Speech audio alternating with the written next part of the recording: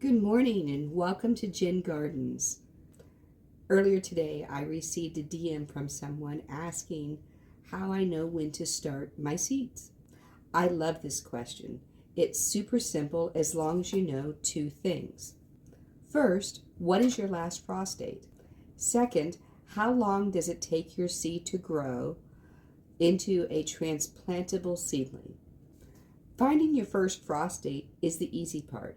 You can go to Old Farmer's Almanac at almanac.com, enter your zip code, and it will give you when your last frost date is. It's really quick and so helpful.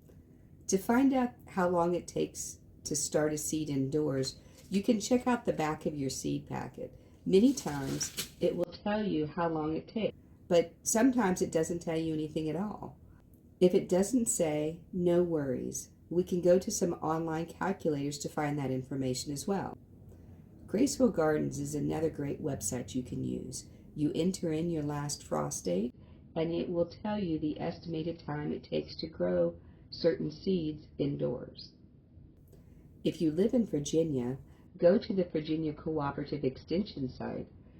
They have a publication called Virginia Home Garden Vegetable Planting Guide. It's a mouthful, but it provides you a lot of great information about what growing zone you're in and what to plant and when to plant it.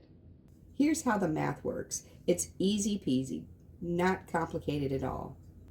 First, you start with your last frost date, and then you count backwards by the number of weeks it takes your seeds to grow. Another factor that you need to consider is the hardening off time. This is when you take your seedlings outdoors from a few minutes to a couple of hours a day to get them used to the outdoor environment. You can take your plants and put them directly in the ground without any hardening off, but you're going to lose quite a few plants that way because of the shock to their system. One more tip.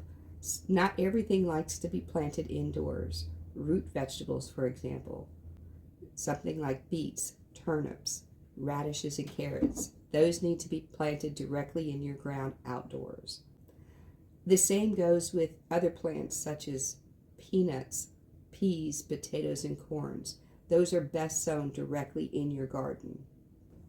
Bottom line, know your last frost date, know how long it takes for your seeds to grow, use online calculators. I hope you find these tips helpful. And if you've enjoyed watching this video, please like and subscribe.